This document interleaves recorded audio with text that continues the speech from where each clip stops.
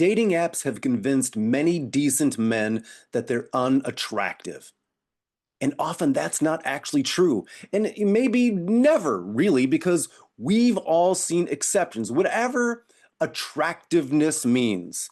Because, in the eye of the beholder, right? Uh, we've all seen exceptions. We've all looked at a man or woman and seen them with somebody, thought, wow, the person they're with seems much more attractive, right? So, what does that even mean, attractive? So, take that, right? Just take that and hold that as an idea. And then the problem then is exasperated by the dating apps. So dating apps create this constant comparison. That's all they are.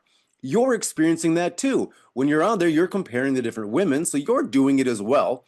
You're not swiping right on every single woman, although it might seem like that sometimes, but it's a constant series of comparisons.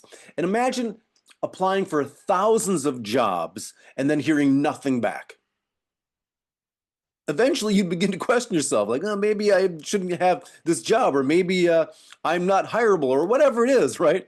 Maybe I'm not qualified. Nobody wants to hire me. So imagine that happening. Eventually, yeah, you're questioning yourself. Dating apps basically create that same type of experience. So many men are truly spending months swiping, messaging, waiting, sometimes messaging back and forth, and then they just disappear. So they're getting ghosted. And then without much response. For some of you, without any response, right? Uh, so the brain is interpreting this silence, this, I guess you could call it, personally. It's taking it personally. And then it isn't just this lack of matches, it's what then the man begins to believe about the matches, what those matches mean. So it's not just you're receiving no matches. You're starting to think, well, if I'm not receiving any matches or very few matches, then that must mean, therefore, you're making conclusions. I'm unattractive. Whatever that means again.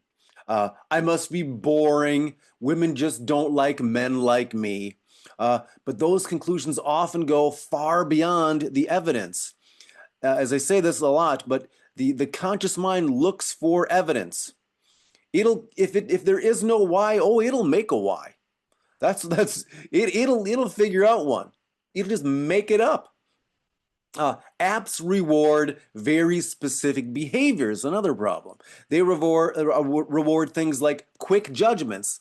You're swiping really fast, right? You're just looking, no, yes, no, yes, whatever. You're doing that. You're doing that as well. So is she. It rewards things like appearance.